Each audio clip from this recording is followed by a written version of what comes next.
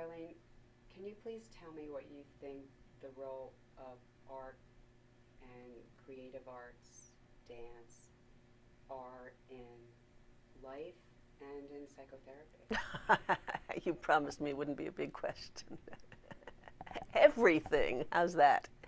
Everything. I think it's foundational. Let's start with psychotherapy, since that's where we are. And of course, one of my gurus is Rollo May, and I'm going to say a lot of what Rollo May does. I see art in a number of ways. The art of the psychotherapist. I see art as, and again in life, and then Hillman also talks about an image is not a thing, it's not a noun, it's a way of seeing the world. So we see the world imaginatively, we see the world as metaphor, we hear metaphors and stories and things, we connect dots. So there's we see patterns, so there's an artistic process going on all the time, and in the way we see and we hear the world and the stories and the people we work with. There's a dance going on all the time between us and the people we work with. We're close, we're far, we circle around, so there's always a dance going on. In dance therapy, we're actually trained to see this dance. There's a language for it, so we can map it out, we can analyze it.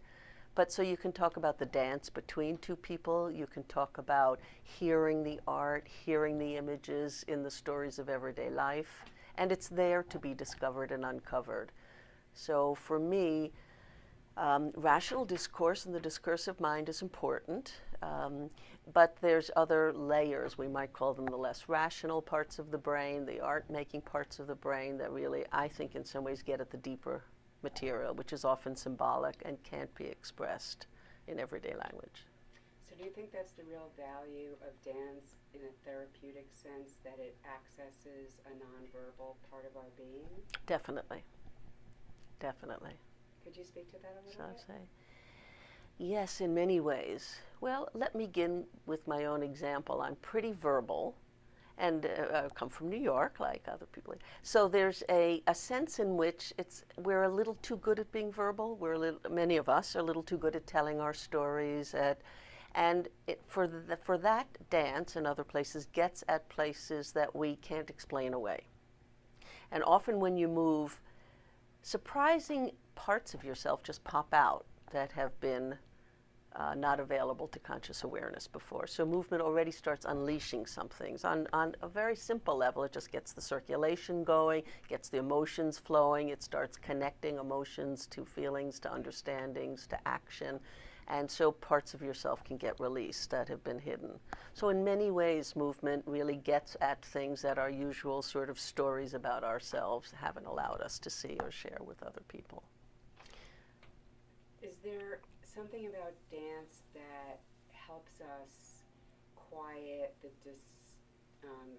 mind, the monkey mind, and bring us into the now somehow, which creates some kind of healing? Oh, absolutely, absolutely. I suppose you could say there's dance that doesn't. In some ways, we've worked with, now, so many of us have what we've learned as habitual movement. Sometimes we work, for example, with ballet dancers. Or let me give you an example of a clinical example. I worked with a woman with eating disorders once. And just to kind of learn more about her, I asked her to show me a movement that was pleasurable to her. She gets down on the floor in a split position and she starts stretching herself really hard. So she's using movements she's learned. And people will often do movements they learned from gym class. And we're taught how to sit, how to stand, how to present ourselves in the world. So this is habitual movement that goes with the stories of who we are. So we're talking about more authentic movement. Sometimes it's called movement that comes from a deeper place. Sometimes you have to peel off layers of the habitually learned stuff, as we do verbally too, to get deeper down. Sometimes you can start from a quiet place and the more natural movement will flow from that, but so many of us have embedded layers of habitual stories and actions that we need to really begin to unwrap those, like the onion kind of a thing, until we can feel something deeper. And the movement itself, actually moving in space, is there something about aliveness that can connect us to? Oh, I love that. I love that you said space, because that for me is very important. I love moving in space.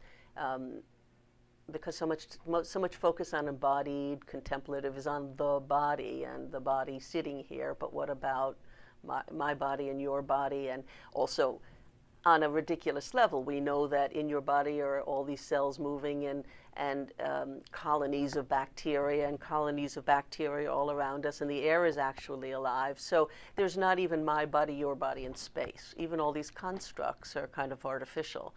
So first of all, let me just talk about space. It's one of my favorite subjects. We're taught as dancers, like you can lean into space and it pushes back. It can kind of be elastic. It's actually alive around you. Or you have people walking across the floor as though it's sort of space, they're walking. And then you have them imagine that they're walking through mud. And all of a sudden the quality of the movement changes and the intentionality changes and the focus changes. And it brings out other things. So there's always self in relationship to space. So there's not even you, me, and nothing between, which is how we often construct our worlds. But this is all alive, and it bounces us back and forth and between. So as always, it's in the betweens where the dance is. The in-between. The in-betweens. Yeah, that's lovely. Yeah. So it sounds like when you're talking that dance helps us create a relationship with the world around us and the world within us. Absolutely, absolutely.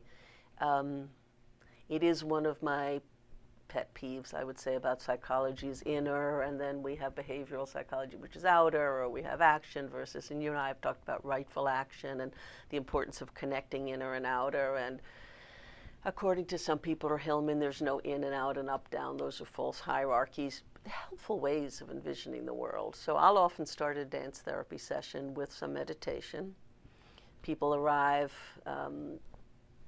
caught up in the chaos of getting there and traffic and whatnot, and then sort of the tuning in and the breath and weight, developmentally for babies as they roll in their cribs, just sensing the weight is, from a Freudian perspective, the body ego. I am my weight.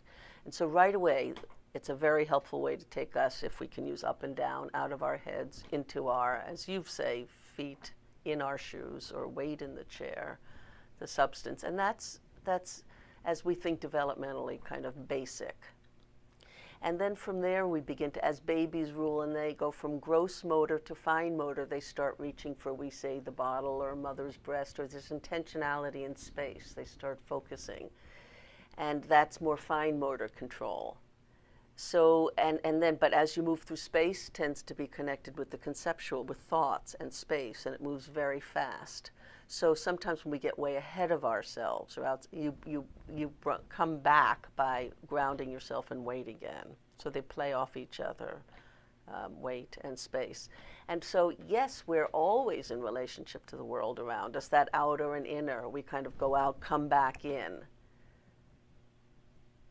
How do you use dance in your therapy? All kinds of ways. Some ways are invisible, which, as I said, dance is a therapy. I'm aware when I'm sitting. Let's say when we study dance therapy and we look at videotape sessions, you can see things, the movements, you can see the shifts where there's a synchronization between patient and therapist.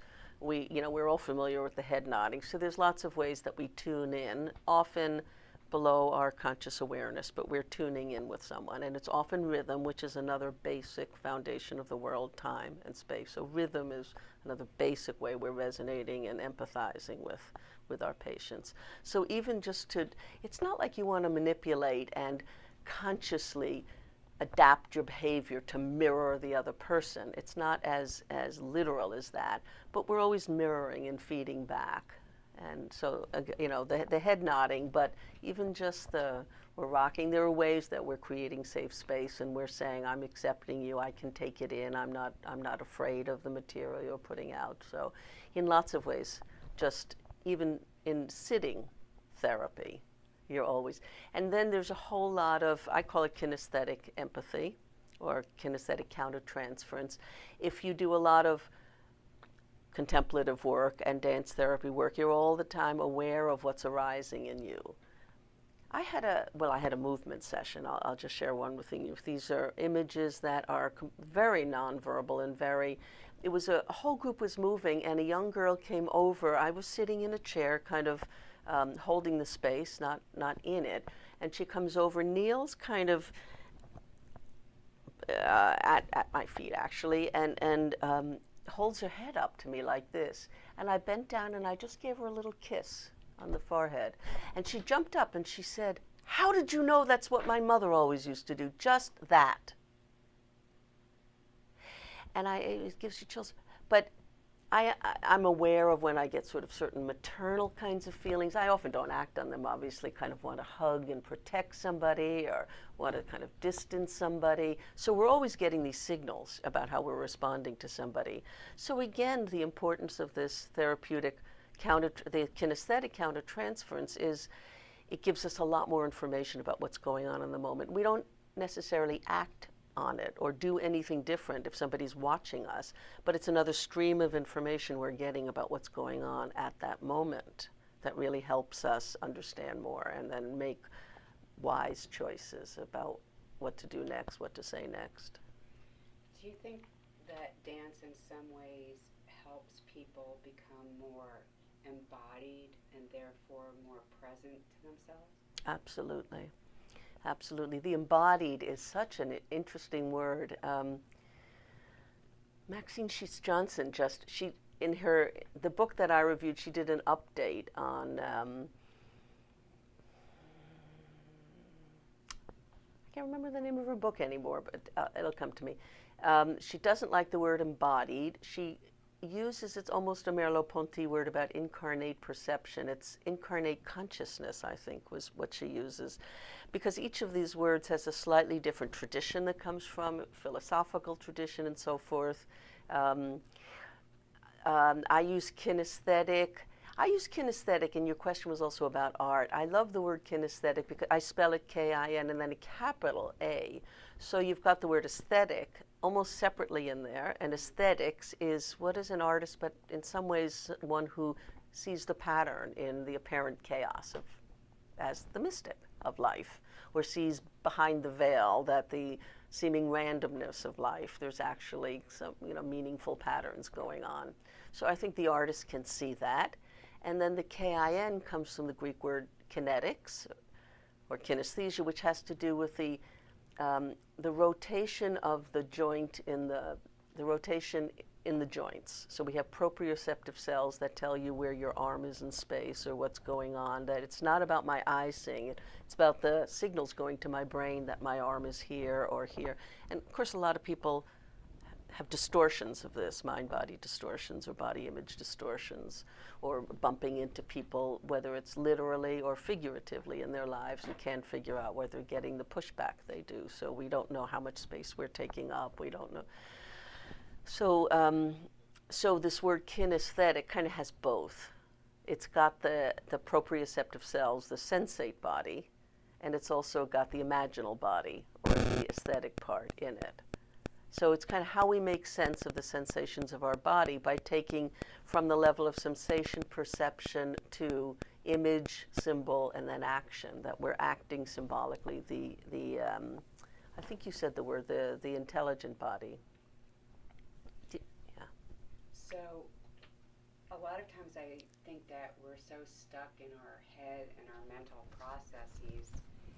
Is there something about moving in space again and moving our bodies and having a foundation of mindfulness in our body that is in itself healing? Oh, absolutely, absolutely.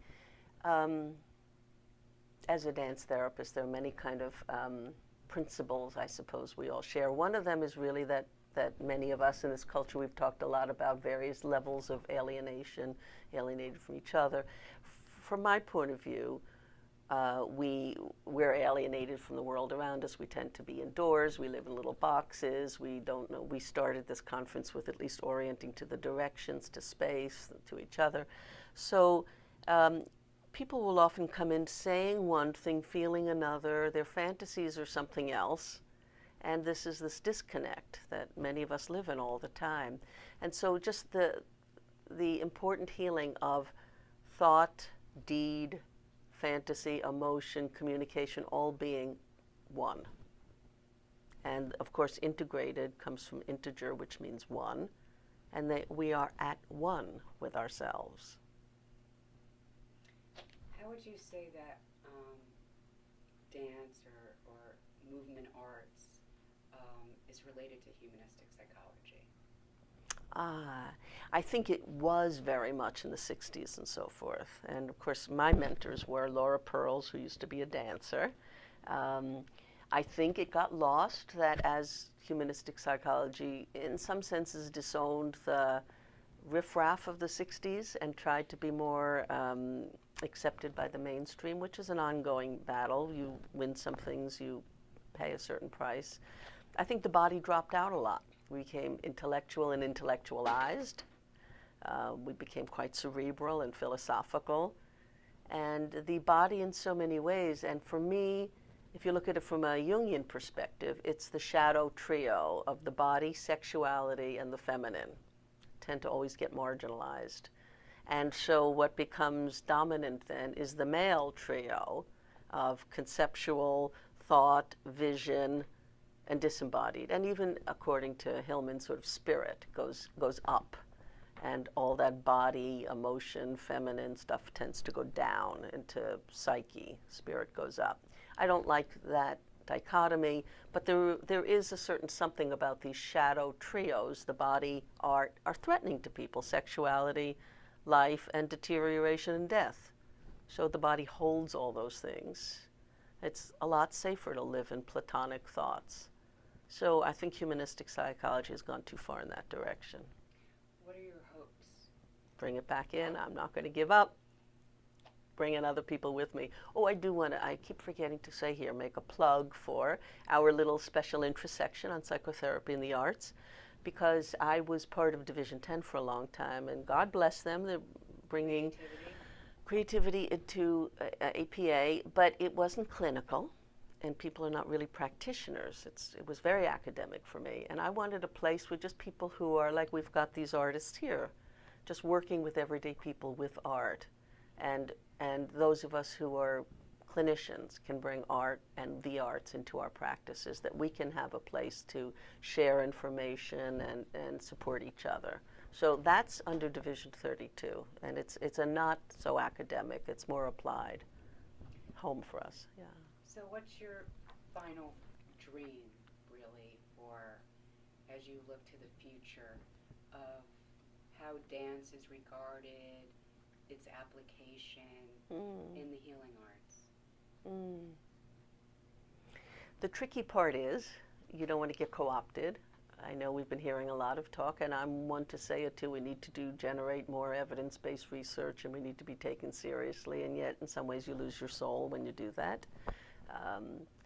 And yet we need to do that. So we've had, I mean, I think I'm very much very pragmatic, so I think it's really important to look at community institutions, whether they be holistic health centers, to be part of building those, but to be part of the dialogue. So at the table, we have people who bring in the arts and the body, and that we're all part of a team, and we're all part of respecting each other's work, teaching each other, and so forth. So it's really being a member of treatment teams and a member of teams. Same thing in academia, that we have people who bring this in, who continue to teach it to the students. And I'm always, bringing in our ancestors, whether it's Wilhelm Reich or Alexander Lowen, or who began to bring the body in. We shouldn't lose them, the women, the body, Laura Pearls. So our forebears, and that we continue to teach the students that we're all standing on each other's shoulders. But this thread, it's so easy that it drops, that we keep it alive. So your hope is? To keep it alive and to keep it integrated so that it shows up in contemporary academic settings. It's part of coursework. We have courses on psychotherapy and the arts, and it shows up in applications like healthcare, that we're part of treatment teams, psychologists, art therapists, creative art therapists. And you see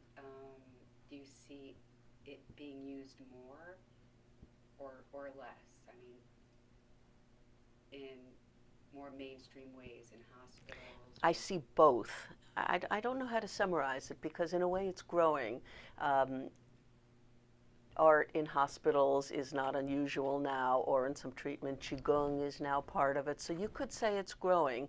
But out of all the dance therapy programs around I taught at UCLA, I was at NYU, I trained at Hunter. They're all closed now. There are very few, I think there's 6 left all over the country. Now where they are growing are places like Israel. I consider these much more expressive countries. There's a way that the United States is going, big data and all. We've had these conversations. The arts never bring in much money. A few people, we heard Tiffany Schlein, are highlighting some of these in wonderful ways. But if you look at the programs, students, these are not money-making programs. Business schools are springing up. So it's very discouraging to me. The arts are usually, and I may talk about this tonight, almost the first things to get cut in education. The kids need it. We need it. We need gym. We need all these things. So it's both. I'm seeing it cut all over the place and not prioritized. And I'm seeing, though, there's still a wanting to grow. Well, I guess that gives you some work left to do. Constantly, endlessly. May I grow old with dancing with my boots on. Thank you, Ilene. You're welcome, Donna. Thanks.